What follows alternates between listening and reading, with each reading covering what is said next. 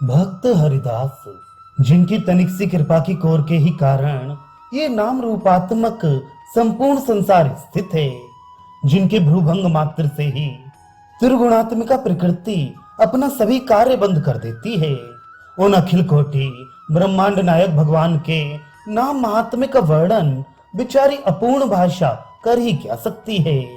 हरि नाम स्मरण से क्या नहीं हो सकता, भगवत नाम जप से कौन सा कार्य सिद्ध नहीं हो सकता।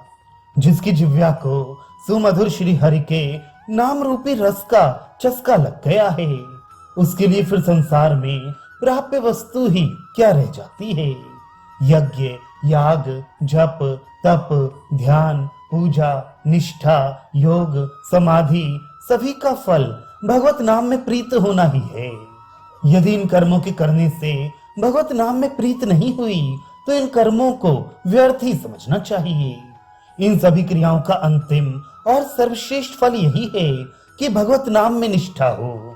साध्य तो भगवत नाम ही है और सभी कर्म तो उसके साधन मात्र हैं। नाम जप में देश, काल, पात्र, जाति, वर्ण, समय असमय, शुचि अशुचि इन सभी बातों का विचार नहीं होता। तुम जैसी हालत में हो, जहां हो, जैसे हो, जिस किसी भी वर्ण के हो, जैसी भी स्थिति में हो, हर समय और हर काल में श्री हरि के सुमधुर नामों का संकीर्तन कर सकते हो। नाम जप से पापी मनुष्य भी परम पावन बन जाता है। अत्यंत नीच से नीच भी सर्व पूज्य समझा जाता है। छोटे से छोटा भी सर्वश्रेष्ठ हो जाता है और बुरे से बुरा भी महान भगवत भक्त बन जाता है। कबीरदास जी कहते हैं, नाम जपत कुष्ठी भलो, चुई चुई गिरे जो चाम, कंचन देह किस काम की, जे मुख नाही राम। भक्त अग्रगण्य महात्मा हरिदास जी यवन कुल में उत्पन्न होने पर भी भगवत नाम के प्रभाव से भगवत भक्त वैष्णवों की प्रातः स्मरणीय बन गई। इन महात्मा की भगवत नाम में अलौकिक निष्ठा थी। महात्मा हरिदास जी का जन्म बंगाल के यशोहर जिले के अंतर्गत बुड़न नाम के एक ग्राम में हुआ था। ये जात के मुसलमान थे। मालूम होता है बाल्यकाल में ही इनके माता पिता इन्हें मार्ग प्रधीन बनाकर परलोकगामी बन गए थे। इसलिए छोटेपन से ही घर द्वार छोड़कर निरंतर हरि नाम का संकीर्तन करते हुए विचरने लगे। पूर्व जन्म के कोई शुभ संस्कार ही थे, भगवान की अनन्य कृपा थी। इसीलिए मुसलमान वंश में उत्पन्न होकर भी इनके भगवत नाम में स्वाभाविक निष्ठा जम गई। भगवान ने अनेकों बार कहा है कि जिसे मैं कृपा करके अपनी शरण में लेता हूँ, सबसे पहले धीरे से उसका सर्वस्व अपहरण कर देता हूँ। उसके पास अपना कहने के लिए किसी भी प्रकार का धन नहीं रहने देता। सबसे पहले भगवान की इनके ऊपर ये एक बड़ी भारी कृपा हुई। अपना कहने के लिए इनके पास एक काठ का कमंडल भी नहीं था। भूख लगने पर ये गांवों से भिक्षा मांग लेते और भिक्षा में जो कुछ भी मिल जाता उसे 24 घंटे में एक ही बार खाकर निरंतर भगवत नाम का जप करते रहते। घर छोड़कर ये वन ग्राम के समीप वेनापोला नाम के एक घोर निर्जन वन में फूस की कुटी बनाकर अकेले ही रहते थे। इनके तेज और प्रभाव से वहां के सभी प्राणी एक प्रकार की अलौकिक शांति का अनुभव करते। जो भी जीव इनके सम्मुख आता वही इनके प्रभाव से प्रभावान्वित हो जाता। ये दिन रात्रि में 3 लाख भगवत नामों का जप करते थे, सो भी धीरे धीरे नहीं किंतु खूब उच्च स्वर से। भगवत नाम का ये उच्च स्वर से जप इसलिए करते थे कि सभी चराचर प्राणी प्रभु के पवित्र नामों के श्रवण से पावन हो जाएं। प्राणी मात्र की निष्कृति का ये भगवत नाम को ही एकमात्र साधन समझते थे। इससे थोड़े ही दिनों में इनका यश सौरभ दूर दूर तक फैल गया। बड़ी बड़ी दूर से लोग इनके दर्शन को आने लगे। दुष्ट बुद्धि के ईर्ष्यालु लोगों को इनका इतना यश असह्य हो गया। वे इनसे अकारण ही द्वेष मानने लगे। उन ईर्ष्यालुओं में वहां का एक रामचंद्र खां नाम का बड़ा भारी जमींदार भी था। वह इन्हें किसी प्रकार नीचा दिखाना चाहता था। इनके बड़े हुए यश को धूल में मिलाने की बात वह सोचने लगा। साधकों को पतित करने के कामनी और कांचन, यही दो भारी प्रलोभन हैं। इनमें कामनी का प्रलोभन तो सर्वश्रेष्ठ ही समझा जाता है। रामचंद्र खां ने उसी प्रलोभन के द्वारा हरदास को नीचा दिखाने का निश्चय किया, किंतु उनकी रक्षा तो उनके साईं ही सदा करते थे। फिर चाहे संपूर्ण संसार ही उनका वैरी क्यों ना हो जाता, उनका कभी बाल बांका कैसे होता। किंतु नीच पुरुष अपनी नीचता से बाज थोड़े ही आते हैं। रामचंद्र खां ने एक अत्यंत सुंदरी 16 वर्षीय वैश्या को इनके भजन में भंग करने के लिए भेजा। वह रूप गर्विता वैश्या भी इन्हें पतित करने की प्रतिज्ञा करके खूब सज-धज के साथ हरदास जी के आश्रम पर पहुंची। उसे अपने रूप का अभिमान था। उसकी समझ थी कि कोई भी पुरुष मेरे रूप लावण्य को देखकर बिना रीझे नहीं रह सकता, किंतु जो हरि नाम पर रीझे हुए हैं उनके लिए ये बाहरी सांसारिक रूप लावण्य परम तुच्छ है। ऐसे हरिजन इस रूप लावण्य की ओर आंख उठाकर भी नहीं देखते। अहो, कितना भारी महान त्याग है, कैसा अपूर्व वैराग्य है, कितना अद्भुत इंद्रिय निग्रह है। सुनसान जंगल, हरदास की युवा अवस्था, एकांत शांत स्थान, परम रूप लावण्य युक्त सुंदरी, और वह भी हरदास से स्वयं ही प्रणय की भीख मांगे। और उस विरक्त महापुरुष के हृदय में किंचन मात्र भी विकार उत्पन्न ना हो। वे अविचल भाव से उसी प्रकार बराबर श्री कृष्ण कीर्तन में ही निमग्न बने रहे। मनुष्य की बुद्धि के परे की बात है। वारांगना वहां जाकर चुपचाप बैठी रही। हरदास जी धारा प्रवाह रूप से इस महामंत्र का जप करते रहे। हरे राम राम राम हरे हरे, हरे कृष्ण कृष्ण कृष्ण हरे हरे। दिन बीता, शाम हुई, रात्रि बीती, प्रातः काल हुआ।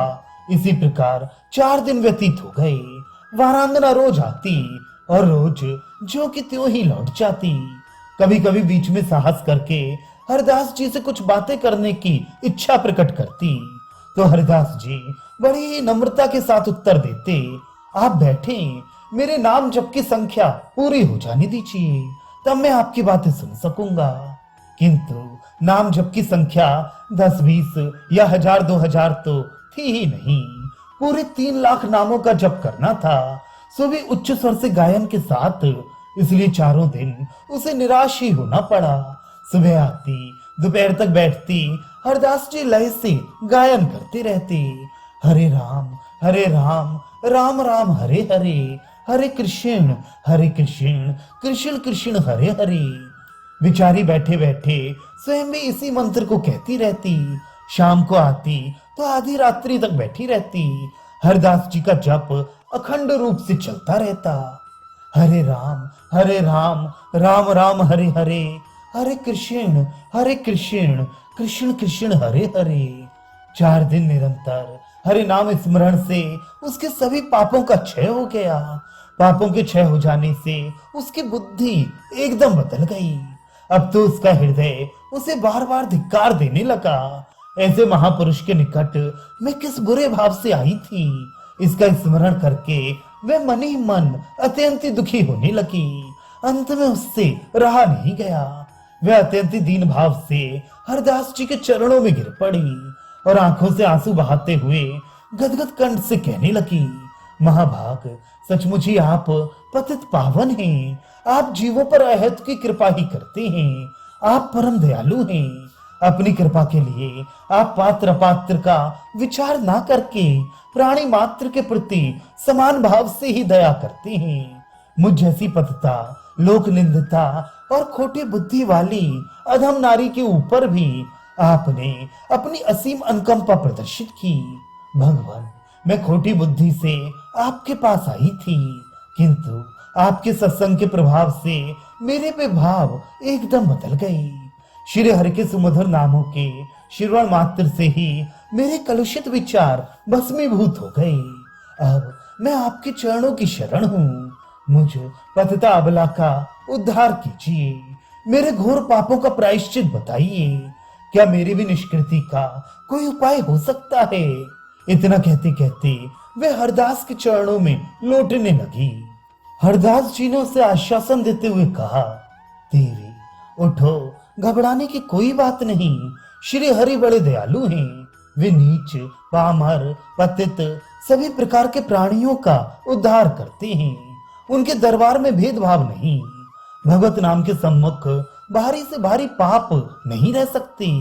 भगवत नाम में पापों का क्षय करने की इतनी भारी शक्ति है कि चाहे कोई कितना भी घोर पापी से पापी क्यों ना हो, उतने पाप वे कर ही नहीं सकता जितने पापों को मिटने की हरे नाम में शक्ति है। तुमने पाप कर्म से जो पैसा पैदा किया है उसे अभ्यागतों को बांट दो और निरंतर हरि नाम का कीर्तन करो। इसी से तुम्हारे सब पाप दूर हो जाएंगे और श्री भगवान के चरणों में तुम्हारी प्रगाढ़ प्रीत हो जाएगी। बस हरे राम राम राम हरे हरे, हरे कृष्ण कृष्ण कृष्ण हरे हरे।